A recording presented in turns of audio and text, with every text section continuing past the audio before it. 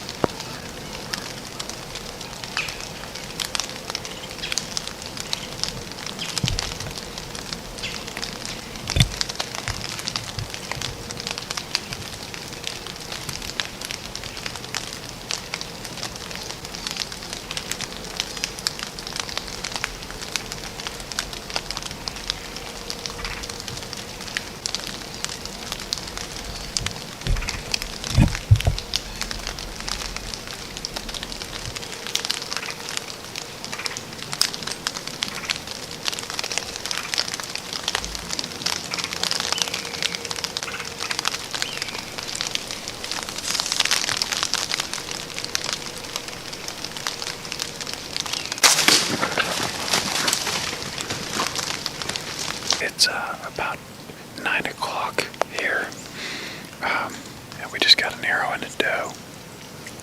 About 8:30, I look up into the south of me. There's a deer coming through the woods, and there's been a grouping coming through here about every day of several doe together, so I thought that was them, but I think it was actually a different group. It was about a 1.5-year-old doe in the front, so a mid-sized, decent size, and then a real small one, a yearling, and then a little buck with them too.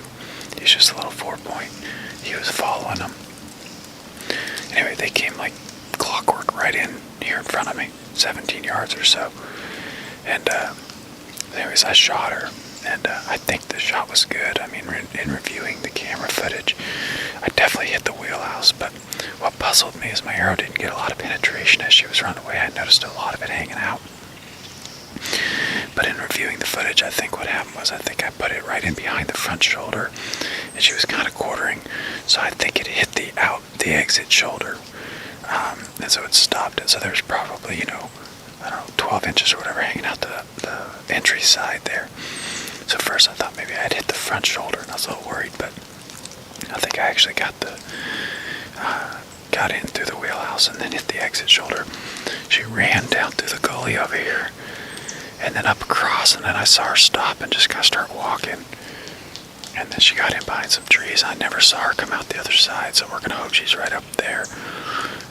The little doe and buck that were with her took back off, running south when I shot. But then they came running back by me about 2 minutes later and went right up over where she was. At first, I thought it maybe wasn't a good sign because they didn't stop where I'd seen her last. They just kind of moved right on through there.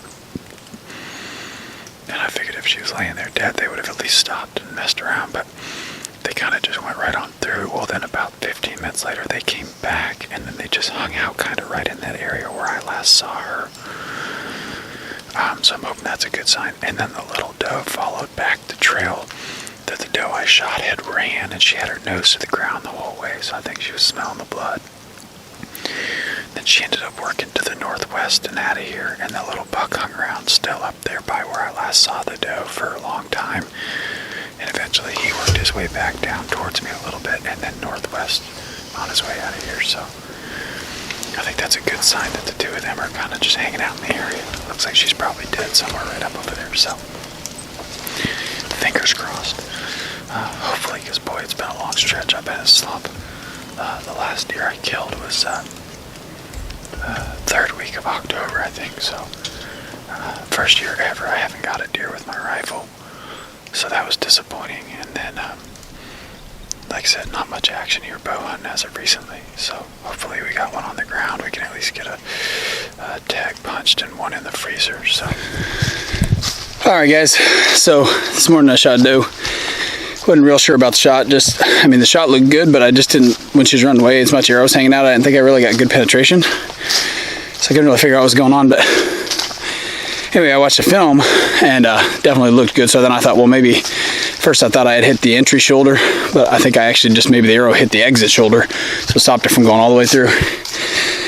So waited a few hours. It was still early, so I want to see what else might happen. And then eventually I got down and tracked her. I was tracking her by myself, so I didn't really do any filming while I was tracking, but wanted to bring the camera back out here and show you guys now. I found her, and where she fell I could see the stand, but I never saw her go down just because of the woods and stuff. But she didn't go, she ran probably about 150 yards, but didn't go but 80 yards from the stand. She kind of circled around. Well, maybe she's 100 yards from the stand, but anyway, but I wanted to bring this out here to show you guys. This is why we use G5 Havocs, because those things are worth their weight in gold. It tore her up. The blood trail at first, started out almost right away, and it was sparse, but she was running on a dead run, but there was still pretty good blood, every 3-4 feet, whatever, there was drops, so you could tell it was pretty easy to stay on track. But then we got to this point. This is about circling around. This is about 80 yards from the stand one way, and then she circles back up around, and right about here it just opened up and it just started pouring like a stuck hog. So I want to show you guys this. This is unbelievable, so check this out. So this is kind of like the blood that I had most of the way, like that, up to just beyond this point, but then this blood trail right here just starts to open up like crazy, and then it made it, I could, at this point I was basically running, I could have ran just because it's so easy to track at this point. Like, she's starting to bleed like crazy, it's getting thicker and thicker, and then up here in a minute is where it just starts to look like somebody butchered somebody or something here. So here's where it really starts to open up now. It's just pouring out at this point. And now she's kind of staggering. You can see she's kind of going back and forth. And then here there's a lot of bubbles. So then I knew I hit lungs once I got to this point, because I could just see all the bubbles in the blood. She's staggering around. This is when I knew she wasn't going to be far, because she just started dumping blood like you're pouring it out of a jar. And look at this. This is covered in bubbles and just soaked.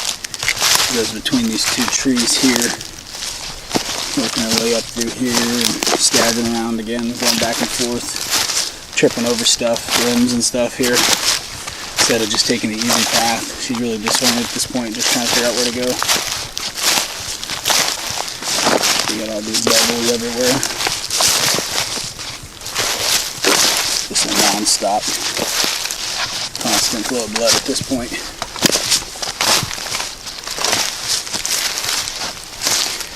Crest it over the hill, and there she is. Right there. So she didn't go very far.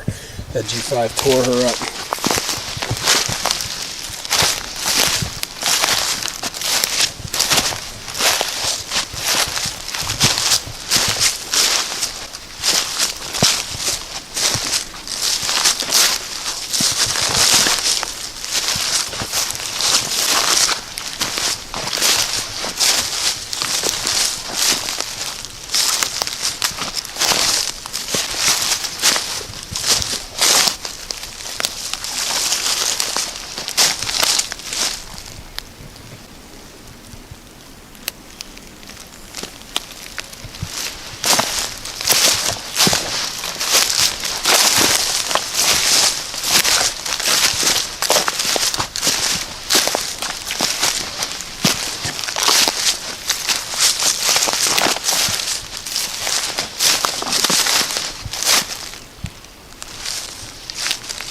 Started circling and she crashed.